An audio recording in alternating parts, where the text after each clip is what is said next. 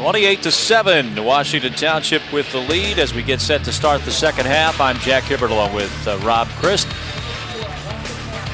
The second half kickoff underway. Parker and Vidro back deep to receive for Absegami. It's Vidro with the catch at the 14, and he's got some running room up the sideline. He gets tripped at about the 30 and falls forward to the 39. Pretty good return by Vidro to set up Absegami. Rob, we didn't have a chance to address this during our halftime statistics and highlights, but what a huge stop by Washington Township, and you have to wonder about the 3 consecutive running plays by Absegami right at the end of the half moments ago. Well, we had an opportunity to talk about it between us. That third down call, I think, was critical. That's a situation where I'd like to see you go to the air. If you don't make it, hey, then you can set up your fourth down call, but they were so rushed that they just had nothing set up for that fourth down call. And that may be the difference in this football game. Well, there's a tough run by Shepard, who pushed off a tackle by Kyle Haas to get out across the 45 to the 47. Yeah, I mean, we've seen it a couple of times this year on CN8. Some real questionable, I think back at the Eastern Shawnee game, same thing, some real questionable clock management at the end of a half. Well, again, Absegami has put themselves in a situation where they're going to need to run the ball to keep the defense honest, but Goodman's going to have to throw a lot of footballs this second half. Well, and keep in mind, I mean, it's okay to run, but you're going to have to be efficient at it because you're down by 3 scores. Goodman has a receiver wide open at the 48, and it's Vidro going down the sideline. He's got a first down in Washington Township territory. They have shown flashes tonight like this, Rob, where they've been very efficient in the passing department. And I'll tell you, some teams 3 down to Washington Township problem. These guys can move the football if they can find guys open like this. Again, Goodman showing off that good arm, finds Vidro, has been his favorite target tonight. As you mentioned, they've shown flashes, and they're going to have to move this offense quickly. And maybe the bigger question mark for this team, Jack, is can they stop this Township offense? Goodman started 1 for 6. He's 6 out of his last 8. He's going for the home run here. Vidro! That's a touchdown. No, they said he was out.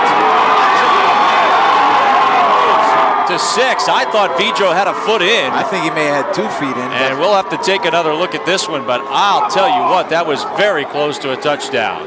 Well, again, we see Goodman, just how special he is. A tremendous throw, and he hits him in stride. Vidro looked like he did a great job of keeping his feet in. Obviously, the referee's a little bit closer than we are up in the press box, but Goodman sets up, feels the pressure, lets loose, and Vidro does a good job tight-roping. Vidro gets that left foot in just inside the line, but he may have had a spike on the line. You see the tremendous camera work of our crew, and that is such a difficult call. You have to say that the referee's got it right.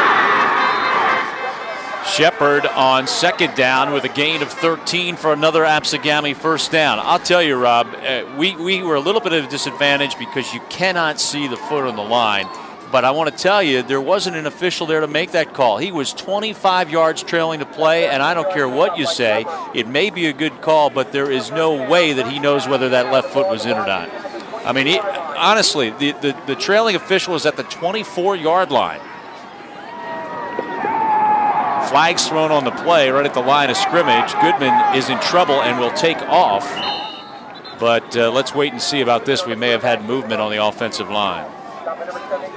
Absegami has avoided penalties thus far for the most part. They're going to get one here, however.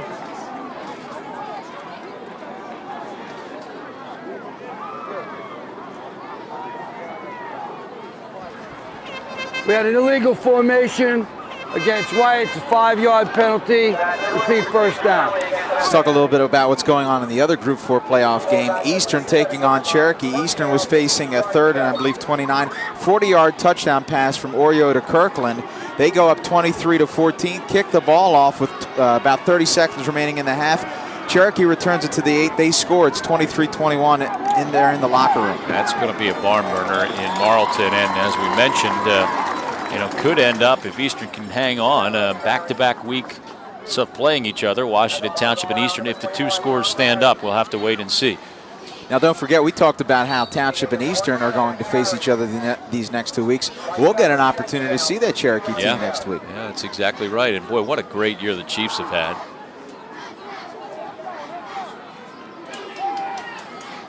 Second down, about 14 for the Braves.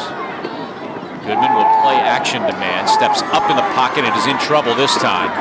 And makes something out of nothing as he gets the ball to the 22-yard line. That's still not the original line of scrimmage. It'll be 3rd and about 11. I have to wonder here if this was a play that wasn't set up for the run, because it seems like he just quit on the play very quickly. He had a man out in the flat here. Could have dumped it off and picked up maybe 7-8 yards. Goodman put his head down and tried to bowl forward. You know, again, we talked before about how Coleman likes to go on 4th down. I got to believe this is 4-down territory. It's 3rd and 10. Yeah, no question, with the ball at about the 23.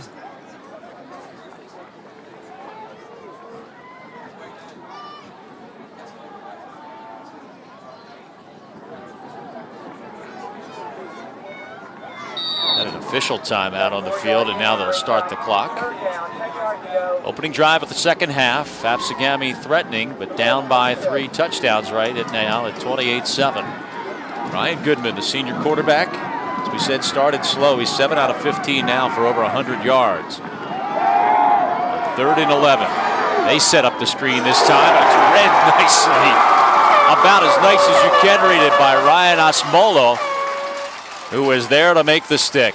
Don't forget, halftime, Osmolo was down, so that's a good sign for Washington Township. Not only is he back, he's better than ever. Again, they tried to take a page out of Township's playbook, but Ryan Osmolo sniffed it and then ate it up. Boy, that play was dead all the way around, because if Osmolo didn't get it, coming right in behind that time was Ryan D'Imperio, so that didn't have much of a chance. This will be the 3rd time that Absegami has tried to convert a 4th down. You remember the last one coming right at the end of the first half. This is 4th and 10, 9th play of the drive. Goodman going for it all. Vidro again. This time he was well covered on the play by Brandon Schatzman. And it falls incomplete, and for the 3rd time tonight, they come up empty on 4th down to the Braves. Well, a little bit of a fade pattern there as Vidro runs the route to the corner of the end zone. It worked earlier.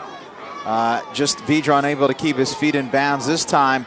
Goodman puts a little bit too much air underneath it, but you see Schatzman with tremendous coverage blanketing Vidro. Well, you think back at the course of this game, Rob, and you know, Washington Township defensively has had to dodge some bullets tonight if you think about the drives that have died in Minutemen territory.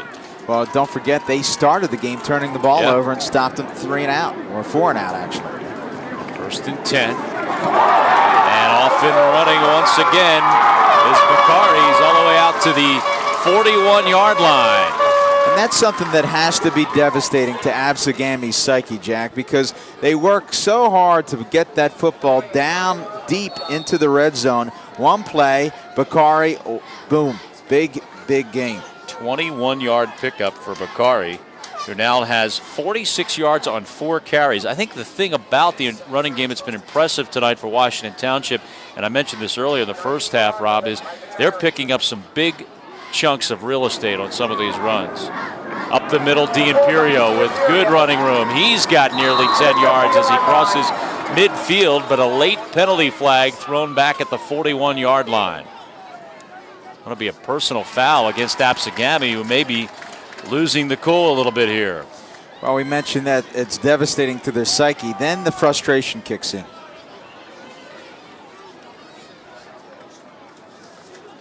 That will not make Doug Coleman happy. That's just that falls in the dumb penalty category, especially at the end of a play when it's already over and a guy's already picked up 9 yards. Washington Township trying to figure out the yardage differential here. Here's your call Had from a personal Vinny foul against White, 15 yards from the end of the run, 1st down. Now, Jack, you may think I'm crazy, but with 3 touchdowns behind, Absegami's not out of this football game. You know, I did a playoff game a couple of years ago, Haddon Heights and Kingsway, and Haddon Heights looked like they had it easily won. Kingsway just exploded. But I tell you what, they have to stop him on this drive. Yeah, 4 touchdowns, you may be talking about a different story. And let's face it, the Township defense done a good job tonight on the Braves. Jesse Cooper, talk about a good job. 3 touchdowns tonight. Could it be 4? He is off, and it is 4 touchdowns tonight for Jesse Cooper, and the cannon goes off again. Well, that cannon was a shot to the heart of Absegami. Big touchdown run, Jesse Cooper. What a night for Jesse Cooper. I tell you what, we're going to change his name to Prime Time. 6 touchdowns, 7 touchdowns in the 2 weeks we've had Washington Township on CN8. Well, that might be our play of the game. He's certainly given us a few to consider. That from 35 yards out. He now has 93 yards and 4 touchdowns for Jesse Cooper tonight.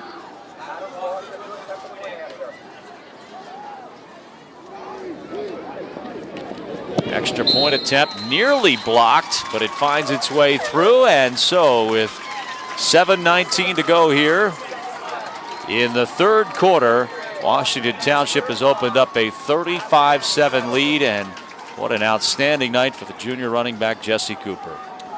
Well, again, Jesse Cooper finds the seam. There you see the explosiveness of Jesse Cooper. Explodes through that line, scampers in, and 4 touchdowns on the evening for little Jesse Cooper. 5'8", 155 pounds. He's just a junior. You know, this Washington Township team is going to be very difficult once again next year, and obviously they have bigger fish to fry before this year's out. 35-7, Washington Township. And you know, lest you think, well, they're beating up on a 7 seed. Absegami really earned the right to be here. They beat a very, very highly qualified Toms River East team to earn the right to play in this semifinal, but they're having a tough go of it here tonight. On the return, breaking free for a moment is Austin Parker. He gets across the 30-yard line to about the 31. That's where Absegami will start. But the Braves with their work cut out for him, now down 35-7.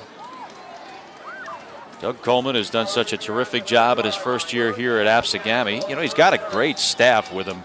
Rob, former Hamilton assistant Pat Lancetta, and former NFL player Tim Watson, Egg Harbor Township star Scott Parker. There's a look at how the Braves got here. Season started off a little odd. They get a forfeit against Cardinal O'Hara. Goodman going for the home run once again, and good defense back there by Mike Ferris.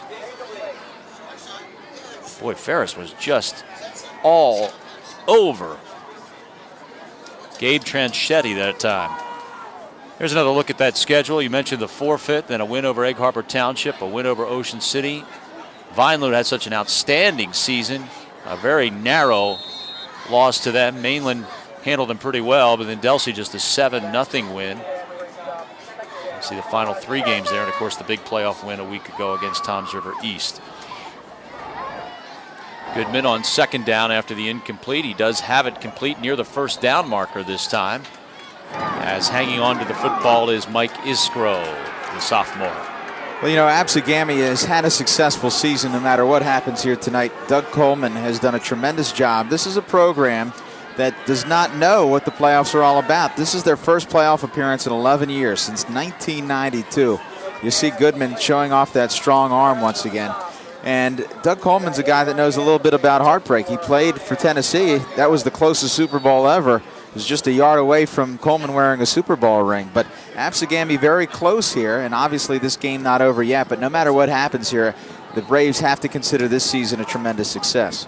Nearing the midway point here in this third quarter, 35-7, and a big third down upcoming here for Absegami. Coleman wants to throw it on third down, can't find a receiver, and he's going to be sacked. And Weiner in to make the play for Washington Township all the way back to the 27-yard line. It'll be 4th and long, and the punt team coming out for Absegami. Well, it's been that kind of night for Absegami. You see Goodman trying to elude the oncoming Weiner. Split end at 6'1", 215, and he's probably going about 240 because that club in his left arm probably weighs about 20 to 25 pounds. One arm still tackling the elusive Ryan Goodman. Never thought that was fair, Rob, to be able to have a club on your arm, but of course, you see that at all different levels of football. And Captain Ahab. yeah. High snap, but it's handled. No pressure on the punt, and the punt not a very good one. Fair catch called for, and now Absegami will down it near the 45-yard line.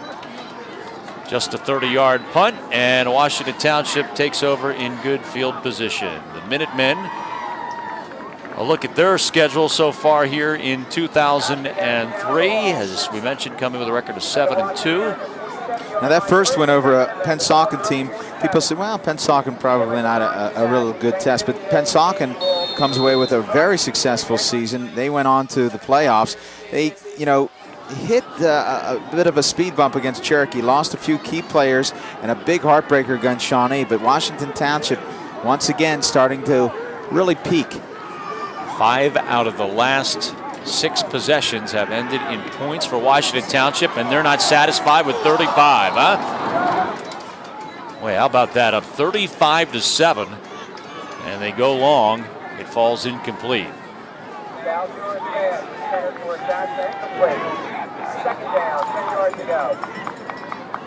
Washington Township here mixing it up, and Schatzman wide open.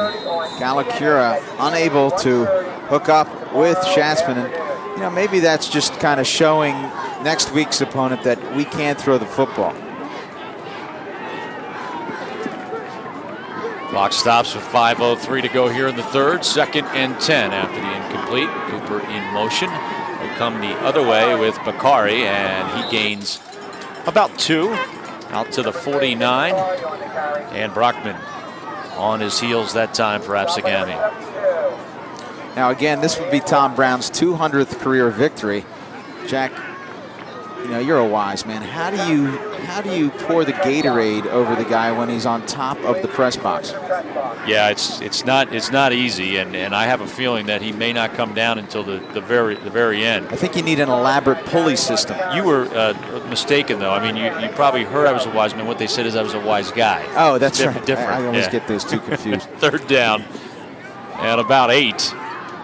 But come the other way. Cooper still on his feet. He's got a first down inside the 40-yard line. Boy, I don't think there's any doubt this guy so far has been the star of the night for Washington Township. Washington Township has so many talented runners that oftentimes you rarely hear Cooper even mentioned before hearing 2 or 3 other guys, but he has certainly shown why that shouldn't be the case. There's a look at what Cooper has done tonight. Only like to have him on your fantasy team. Yeah, how about his yards per carry tonight, huh? He carries 105 yards, 13.1, says our statistician Mike DeChico, who evidently you trained. I don't know if I trained him. If I trained him, then he wouldn't be a very good statistician. I don't know what we'd do without Mike up here in the booth with us, but 13.1 yards a carry. What I was impressed with is he was running sprints before the game started today. Yeah. Just warming up for tonight's game. There's DePerio, who lost the football. They said the ball was down. I tell you what, I don't know. Yeah. Looked like he was looking back as he was going down. But everything going right so far for Washington Township. Bakari dragging a couple of folks to the 31. Brockman got all the way back from the line of scrimmage to make the stop. Also in there for the Braves was Kenny Purnell and Ryan Roman. Well, again, Bakari. And this is why the Washington Township offense is so difficult to stop, because they spread the wealth. Bakari started off the game with a great run, and then it's been the Jesse Cooper show mixed in with a big dose. You can't have a small dose of the Imperio, and then Galacura just to kind of top things off. 3rd down. About 3 to go. Galacura will look to throw on 3rd down, and he leads Bakari a little bit too much that time. Falls incomplete. It'll bring up 4th down. Well, that's about the only thing that really hasn't been successful. Galacura had a nice pass earlier in the game, but on this set of downs, a couple of incompletions, and we're going to see the special teams come on. This is something we haven't seen too much of tonight from Washington Township.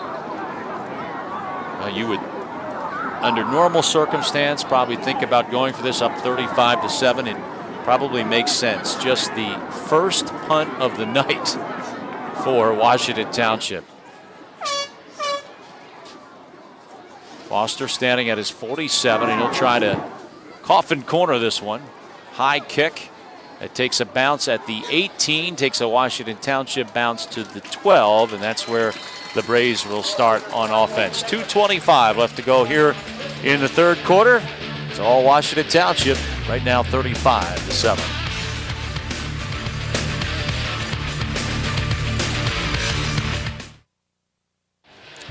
The Absegami Braves with a first down and 10 inside their own 20. Down in this one 35-7. Trying to find some way to claw their way back in it. Here's Vidro after the catch, gets out to about the 20. That's about a yard shy of the first down, a pickup of 9 on the play. Well, successful play here, the wide receiver screen out to Vidro. We've seen them use that earlier in the game. And again, right now, their biggest enemy is the clock. They're going to have to score a lot and quickly. Vidro has been impressive. Again, they had a couple nice catches this evening. One that was called back. But that man, Goodman, has also shown that he will get some interest from a variety of schools. And it'll be interesting to see where he ends up.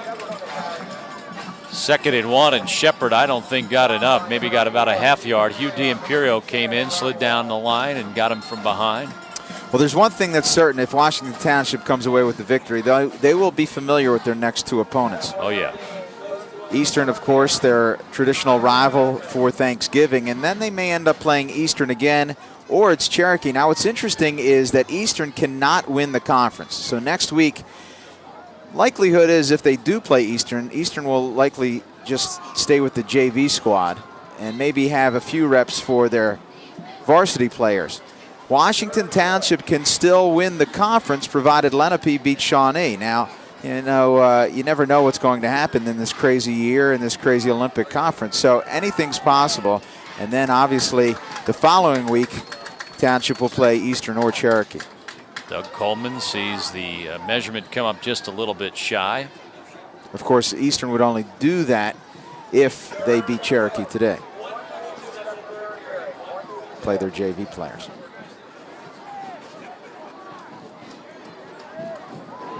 And of course, we showed you moments ago that one of Washington Township's losses this year to Cherokee. Of course, they had lost to Shawnee once too, but last week took care of that when it really mattered.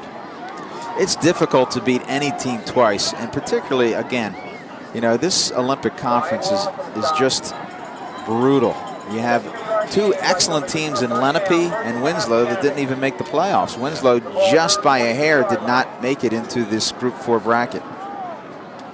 You saw Goodman pick up the first down on the sneak, so 1st and 10. We're down to 1:24 to go here in the third.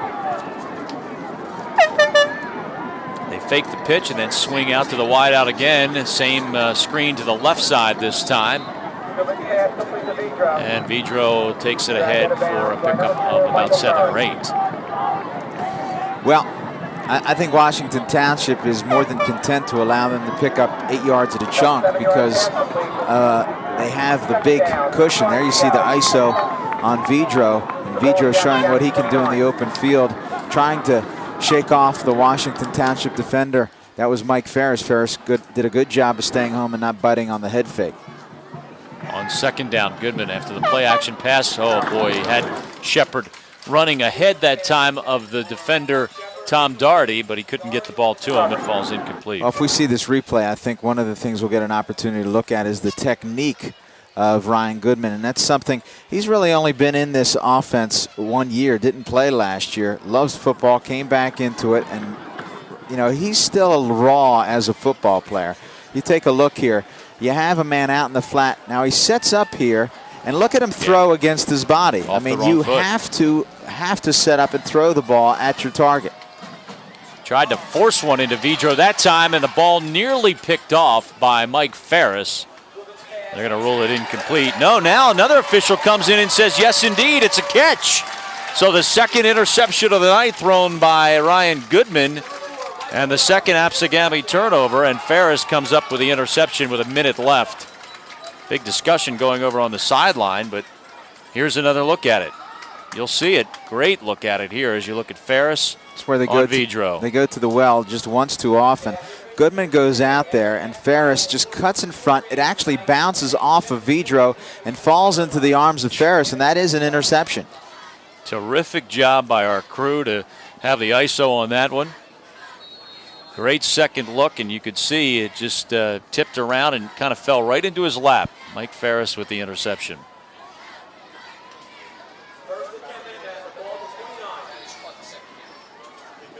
Washington Township starts inside the Absegami 30-yard line. A minute to go here in the third. On the ground, Bakari with lots of daylight. Bakari still on his feet all the way down inside the 10 to the 9-yard line.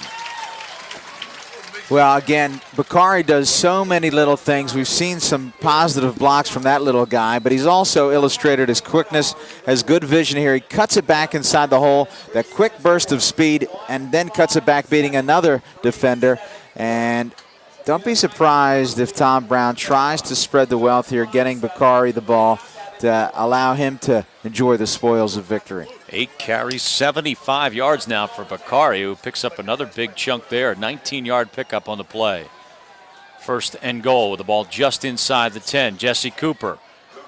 This time he takes a lick at the line of scrimmage. A late flag is thrown, and there may be a holding call upcoming here. That flag thrown in the direction of Kyle Haas. Don't want to single him out, but it was kind of thrown on his back, Rob.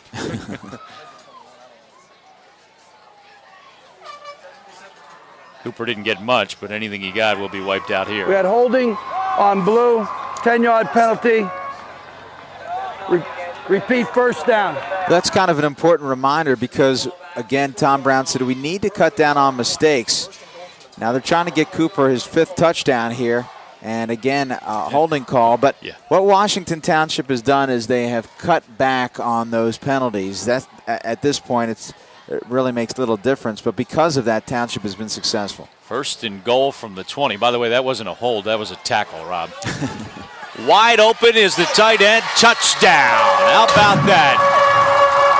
Pat Hearn slipped out into the open that time, and Washington Township converts again off the turnover and adds to their lead.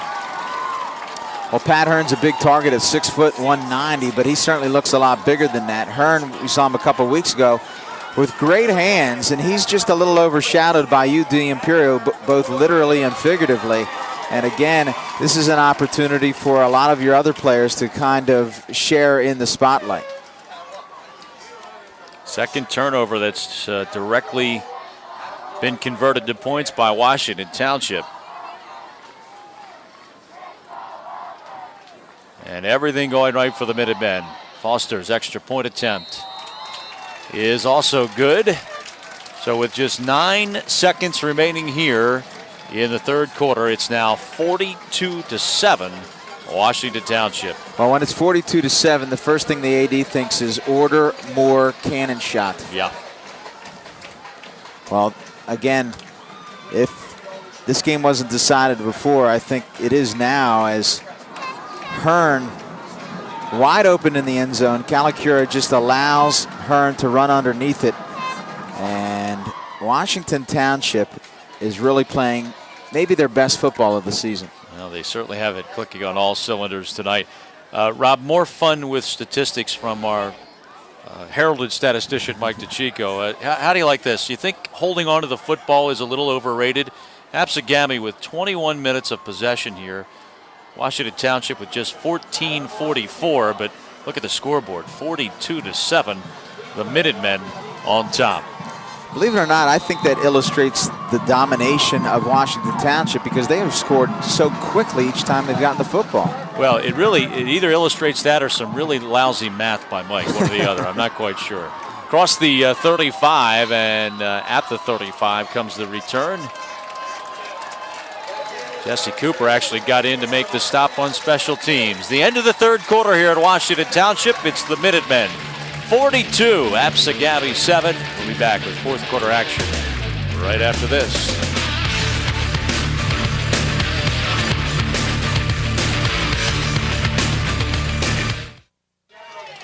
Welcome back. Fourth quarter action. Jack Hibbard along with Rob Christ. There you see it. Washington Township with things under control as we get started here in this fourth quarter of action. That was Bill Shepard on the first carry of the fourth quarter, good for about 2.5.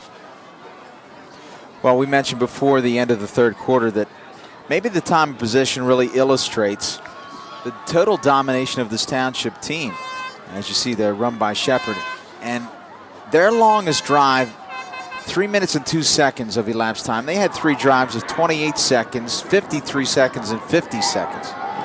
Little razzle-dazzle here, the end around, and then the pass off of it, but it's well covered and nearly intercepted. How about the coverage by Sal Kawakuria?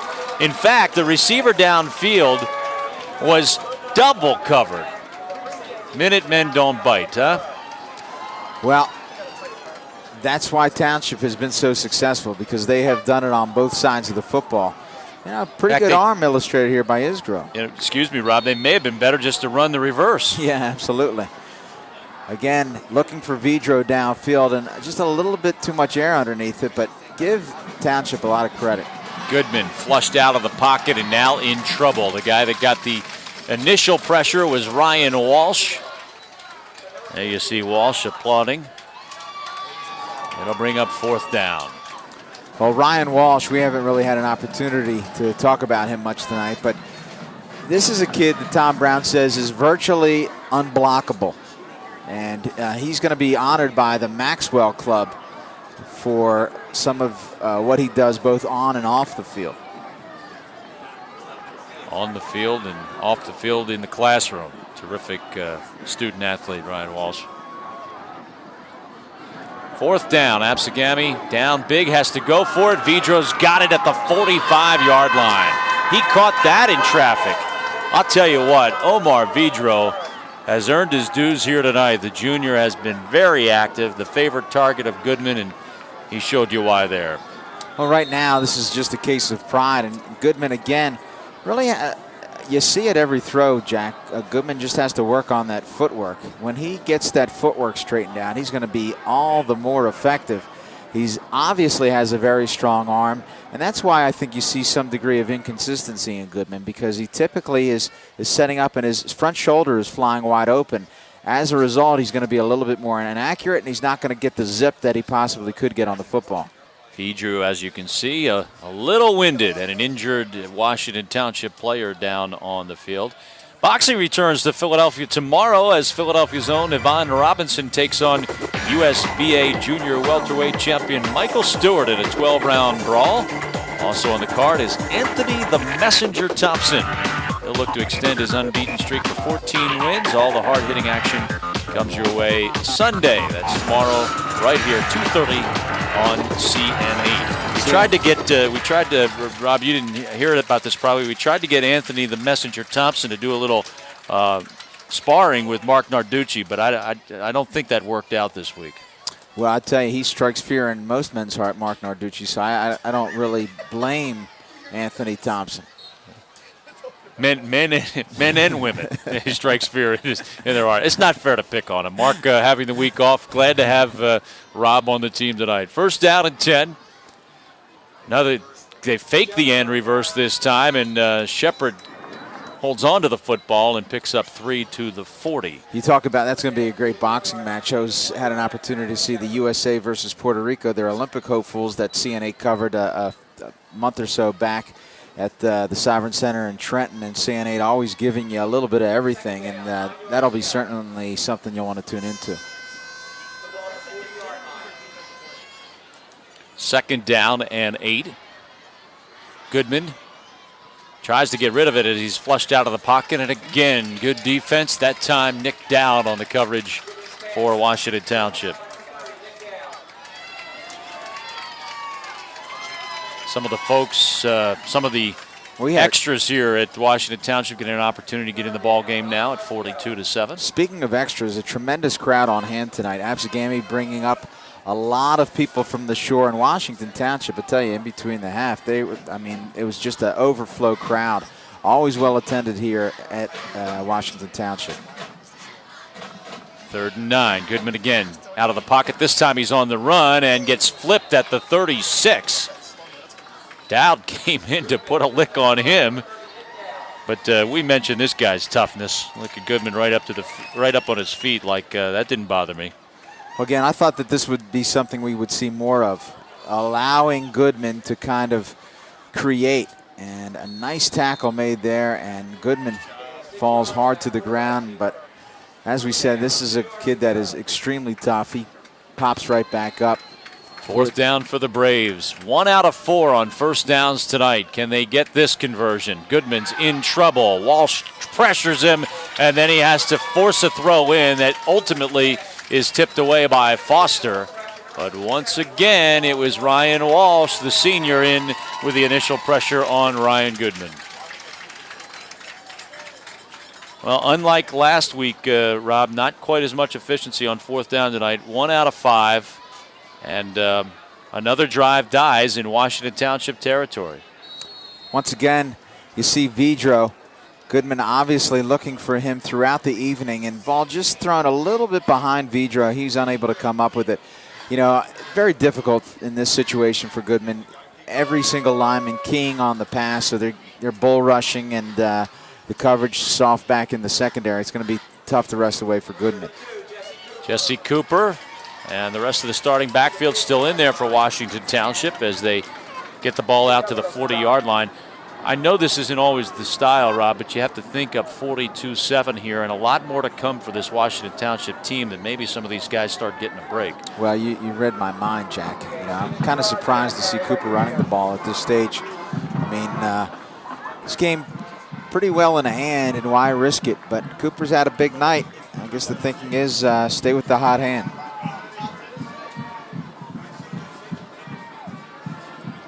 D'Imperio is not in the lineup. Dowd has replaced him at fullback. And we had a false start on the left side of the line for Washington Township.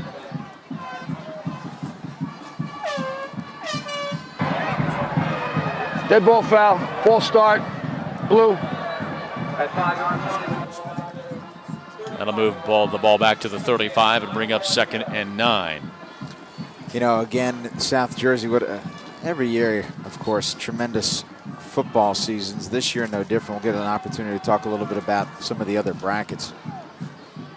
Cooper lined out as a receiver this time. He'll keep it on the ground. Bakari, and he takes a tremendous lick by Bill Shepard. Talked about Shepard's ability offensively tonight. I don't think anybody touched him on this play.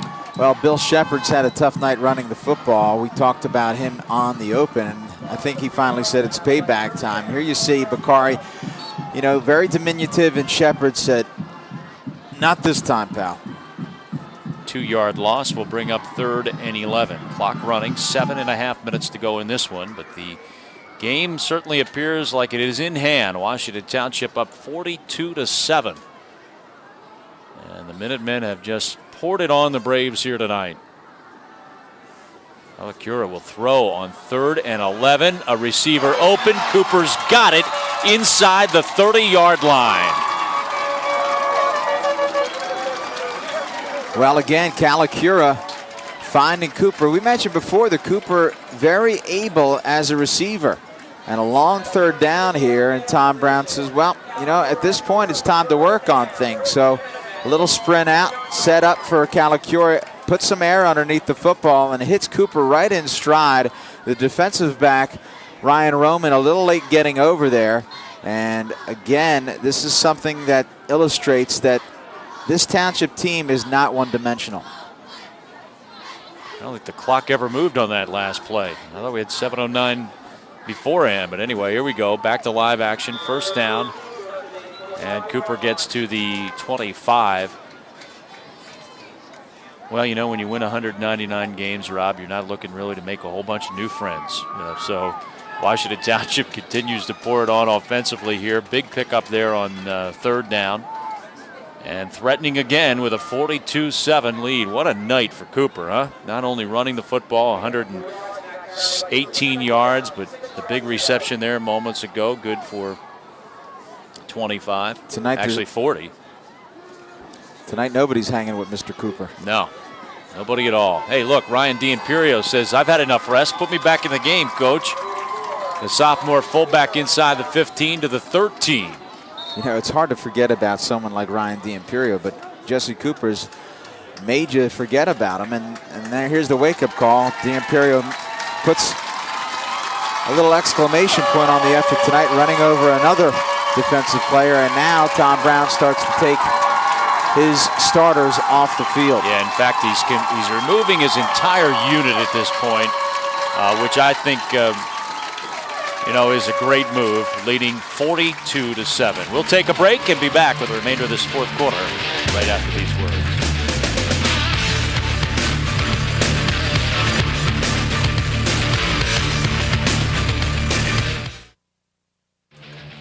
Washington Township called the timeout so that they could put the reserves in. They lead at 42-7, have a 1st and 10 at the 13-yard line. Doug Coleman wants to use part of his timeout to have a conversation with the officials. Gives them a piece of his mind before he leaves. Let's talk a little bit about some of the other brackets here. Group 1, you have a Shallock team that has really surprised, 9-0 going up against the Gloucester team that really gave Shallock the toughest time this season until last week when Shallock stumbled a little bit against Salem. Certainly the favorite. They'll take on a Glassboro or a Woodbury team that'll play on Saturday. In Group 2, Overbrook, guided by Mitch Brown, one of the classiest gentlemen in South Jersey football, against a surprising Morristown team that we saw against Camden Catholic. I think anybody's going to be hard-pressed to defeat West Deptford. West Deptford with Big Tom Walls, who scored 25 touchdowns this year, has certainly been impressive.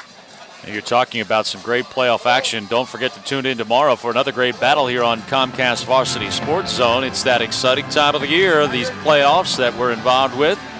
And tomorrow we got another great matchup depending on your region. There you see Cardinal O'Hara taking on St. Joe's Prep for those of you in Pennsylvania, Delaware, and southern New Jersey. And then in North Jersey, it's Cranford at Rutherford. Some great action coming your way tomorrow right here on CN8. Stay in the zone. Well, also over in Group 3, you saw Delsea last week here on CN8. They're taking on a Hamilton team that knows a little bit about playoff football. Dowd with his first carry of the night, and it's a productive one. Touchdown, Washington Township. Nick Dowd. And the beat goes on. Senior reserve gets another 6 for Washington Township. It's 48-7.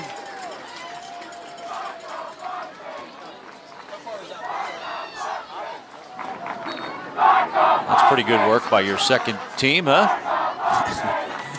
One play, 6 points. We call that economy.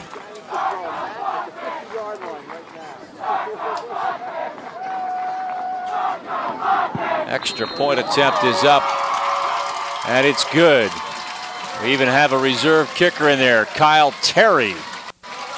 Backup quarterback gets to kick the extra point, and it's 49-7. There's another look at the run by Dowd. Well, again, we talked about Township being very deep. Dowd, a great push from his offensive line, but he makes the read, cuts it back against the grain, and we've seen that from these Washington Township running attack, that they are smart, they are quick, they have great vision, they do it all. You know, Rob, the folks on CN8 are not getting an opportunity to see this tonight, but, you know, lest we forget, there's still plenty of time to point this out, but lest we forget, let's just say what a great job Doug Coleman has done here. A former NFL player, an Ocean City graduate in his first year of coaching in Absegami, took a team that was 4-6 a year ago, and said really as he watched this season unfold, he could just see the program starting to gain momentum, and he's really optimistic, I think, about the years to come. Of course, he's going to lose a great quarterback, but he thinks he's got some other components here to really start to build a tradition at Absegami. And you'd have to say a couple of those losses to playoff teams were very close this year. That 6-4 record even a little deceiving, and of course the effort tonight not really indicative of the kind of year that the Braves have had. Pedro, a little trouble picking it up. Let's see if the special teams overplayed, and they may have. Vidro, who was gassed not long ago, runs out of gas at about the 50 and finally will be licked by Brett Sawinski. at the 48-yard line. I'll tell you who made the play on this. Mark Park. Mark Park would not quit on this play. He's just 5'7", 160 pounds. Now, it may have been Sozinski that gets the lick, but number 7, Mark Park, tracks down Vidro, forces him back into the inside, and hello. 30-yard return, though, by Vidro, who's been all over the field tonight. Absegami starts on the 50-yard line. And it looks like Goodman will get the rest of the night off, as in at quarterback is the sophomore Mike Iskro. Well, we saw his arm earlier. Yeah, Iskro was the one that threw on that reverse halfback option. On White, 1st and 15. Now, Iskro, obviously the future for Coleman, and why not put him in this situation? Yeah, great experience for him. Just a sophomore, getting an opportunity to play the last half here of the 4th quarter with his team down 49-7. A lot of other reserves in there for Absegami at this point too, and that's a great move by Coleman. Give the younger kids in his second team a little experience here in a playoff atmosphere, trying to build, as we said, a program for the future. That's Harold Corey. Well, you know, you say, well, why take out Goodman? This is the last game of the year. Why not allow him to play? Well, it's not the last game of the year. Next week they take on Oakcrest, their traditional rival. So Goodman will have one more game to showcase what he can do. And speaking of showcase, there's Dowd. He's had an active day defensively, and just the coup de grace was that one carry that he had for the touchdown. Braves have called a timeout, their first of the second half, with 5:43 to go here in the ball game. Hey, keep it tuned right here to CN8, because following our game today at 4 o'clock, Delaware takes on Atlantic 10 rival Villanova in a great college football matchup. These two nationally ranked teams have a history of some high drama whenever they meet. Tune in today at 4 o'clock, right after our game, as the Delaware Blue Hens take on the Villanova Wildcats right here on CN8. Well, we mentioned Andy Talley before hitting a speed bump. Casey Keeler coming to Delaware from Rowan University, and he is picked up where Tubby Raymond left off.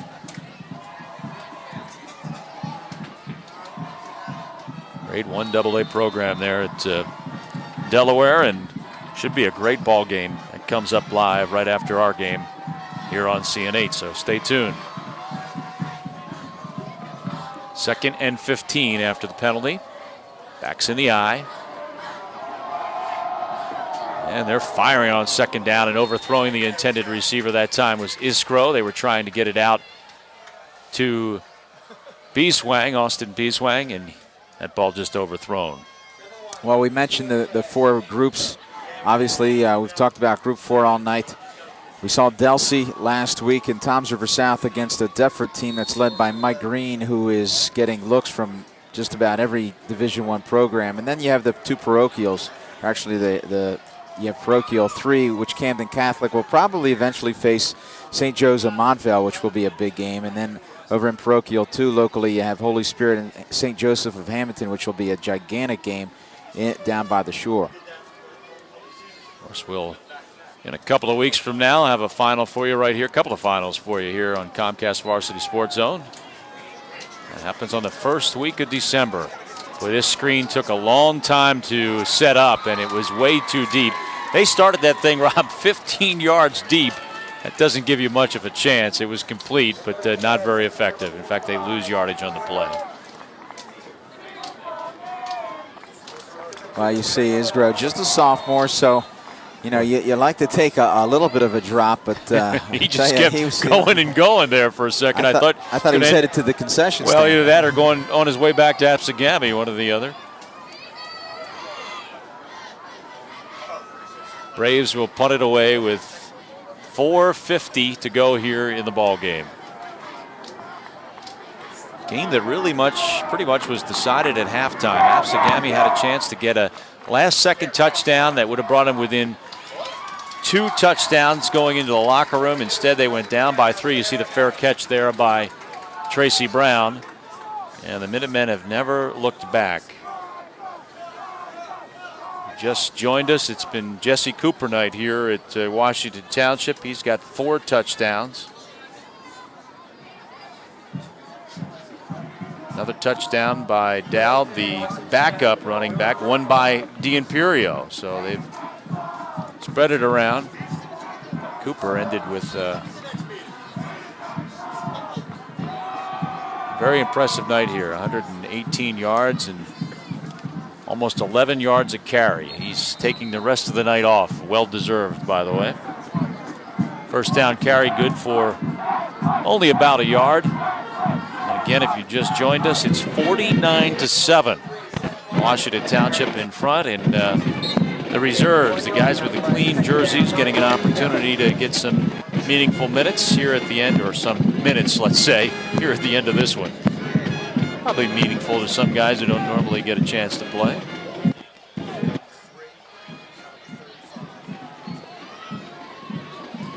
We give to Dan Stokes. Stokes out to the 40-yard line. By the way, Kyle Terry, the quarterback now for Washington Township.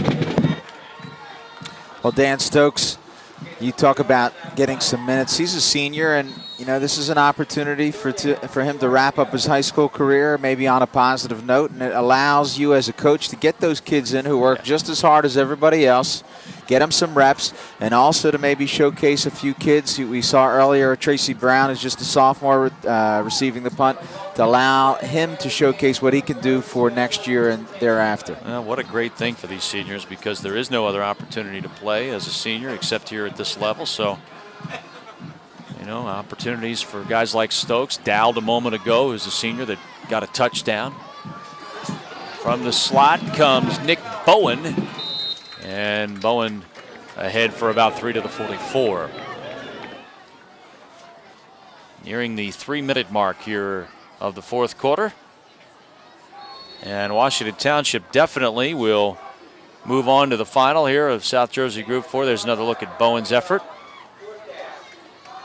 Well, again, you know, we revisit what Tom Brown said before. One of the keys is to eliminate mistakes. We saw against Lenape they had 10 penalties. The game started here, opening play. They put the ball on the ground, but the defense stepped up and stopped Absegami, and in many ways that really set the tone for the rest of the evening. Township continued to shoot themselves in the foot a little bit, but they finally righted the ship, and now Township illustrates what they can do when they get everything situated. When they are not turning the ball over, and maybe as importantly, not taking bad penalties, they are difficult to beat. Township, of course, no stranger to this situation. Last year, a loss to Shawnee, 14-10 in the Group 4 championship game. Their previous appearance prior to that was back in 1995 when they defeated Shawnee 19-7. So it'll be back-to-back trips to the final. Hopefully a different result for Washington Township. Well, don't forget that we are on the moment of a big event here at Washington Township, and all of us here at CN8, the crew and everybody in the truck, Rob and I would like to congratulate Tom. It's not official yet, but in 224 it will be. 200 career wins. It puts him in a very elite group of guys that have reached that milestone here in South Jersey. Return by Ryan Flannery is a little bit of an adventure, and Flannery ends up getting pasted back at the 25-yard line. Of course, John Oberg, we were at John Oberg Stadium a week ago, holds the record for the winningest South Jersey coach with 230 wins. Well, you know, again, you see Flannery, he looked like he stepped in glue there for a minute, but Oberg, Delsey Stadium named after him, Skeets Irvine, a legend over at Collingswood, and then it's Tom Brown, and he'll be the third coach in South Jersey football history to hit the 200-win mark. And just so many great names over the years, Vince McEnany, and of course Jim Horner, who's still coaching as an assistant. We saw him earlier this year with Camden Catholic, and obviously something to be said about joining the 200-win list. Only 3 in South Jersey, and it's a very short list nationally. Yeah, and you really have to wonder, I mean, as much as Tom Brown loves this game, if one day he's not on the top of the pile. I mean, he's just a few seasons away. Second down. And the out is good to the 33-yard line. We are down to a minute 40 to go here in the ball game. You know, one of the things that Tom Brown said when we spoke to him, Jack, was that what he enjoys still is the chess game, trying to figure out how to counter what the opposing team has done. And we can see that he is still very sharp. Those screen passes really changed the game today. Iskro with another completed pass to Austin Biswang on the out, but it's short of the first down, so it's fourth down. And should the Braves not convert here, Washington Township can kind of just take a knee and put an end to this thing. 1:25 to go. The outcome of this one has been decided quite some time ago. It's 49-7, and just moments away from Coach Tom Brown's 200th career victory. Again, they go to Biswang, this time opposite way. That's good for a first down. That'll stop the clock at 1:18 to go as the ball gets out to the 43-yard line. We're on the water cooler Gatorade watch, Rob. So far, the man upstairs is staying upstairs, it appears. Oh, he's down on the field, we're told, but so far dry. Iskro with the incomplete pass will stop the clock with 1:10 to go. Now, you know, if I'm Tom Brown and I know that it's my 200th victory and I know that it's getting a little chilly out. There's Tom. He did sneak I down. either have a spy watching my back or I stay up top. Well, you know what? No spy wants to get wet either, so you can see he's kind of standing by himself. Nobody wants to be around him. They're afraid of getting soaked. And there's a big meeting going on behind him around the water trying to figure out what's the right moment for this. Hugh D'Imperio back there along with Kyle Haas. They're trying to figure out when to dump the water. There's another completed pass for the Braves out to the 47-yard line. That'll keep the clock moving as they got the ball out to Justin Disharan. Now, I was very fortunate. I had 100 victories as a baseball coach, and they poured the Gatorade all over me at win number 100. And that's not something that's enjoyable. No, and there you see the drama unfolding here on the sidelines. You got the guys in serious thought and meeting and strategy planning, trying to figure out now what's the right time to go over there. You see that? I mean, there's been Rob, this discussion has gone on for probably 5 minutes. They're trying to figure out which has the most water in it. Which is easier to move. Maybe they're going to get him with more than one. I don't know. I think they're trying to figure out which flavor to dump. Lots of strategy going on there. And as we saw moments ago, Coach Brown still by himself. Nobody wants to be around him because they're all tipped off to the fact that you can get wet over there. See, I saw Kyle Hines. He said, you don't want to go with the cherry because that stains. Now, the green, that's Coach's favorite, but you don't want to waste any of that because he might want some for after the game. Well, I think they've got it figured out. They've got it by the handles now. 4th down and 5. They're waiting, obviously, to see what happens here in this drive. Look at this. They got a receiver open, and that was almost complete to Biswang, but that'll result in a turnover on downs. Washington Township will get the ball back, and Tom Brown's about ready to get wet. Let's see. We'll keep an eye on him. Now, he's an experienced coach. Right now, he says, I need to take off anything that is electric. Okay? That's the first move. You see he's unloading it now. Either that or he's got just keep the belt on there, Coach. Something else that he's going to surprise the guys with. I don't know. 36 seconds to go. Washington Township can take a knee and begin to celebrate.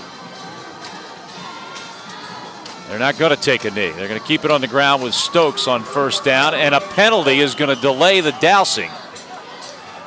Let's see. Boy, now Tom's got somebody around him, so who knows whether this is going to work out well. Okay, penalty flag on the field. Now we need the Jaws theme. Now here comes Coach. They're not going to be able to. There we go. Oh, who did they get? It wasn't Coach. In fact, all Coach got was a little splash on the feet. Holding, blue. 10-yard penalty, repeat. Maybe they know better than to go after Coach Brown, huh? Looks like they got all the assistants. See, that's an experienced coach. You got that right out of the playbook. It's almost like the flea flicker. Yeah, he's telling them, I don't want any piece of that. And they went after the assistants instead that time.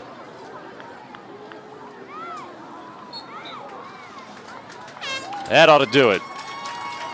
So how about that? Coach Brown stays dry, and he picks up his 200th victory in his career. A tremendous accomplishment for Tom Brown, who's done such a great job both here at Paulsboro and such a terrific job here at Washington Township. For the second consecutive year, his team will be going to the South Jersey Group 4 final, and he finally gets to the celebration dousing. Congratulations to Tom Brown on his 200th career victory. And congratulations to the Washington Township Minutemen. They win it 49-7. We'll be back to wrap it up right after this. 49-7, the final here as Washington Township moves on to the South Jersey Group 4 championship. Now it's time for our Horizon Blue Cross Blue Shield of New Jersey play of the game. And it comes from Jesse Cooper, who is our player of the game. One of his 4 touchdowns. He had 11 carries, 118 yards, and part of a big night here at Washington Township where Tom Brown wins his 200th. For Rob Christ, I'm Jack Hibbard. So long, everybody.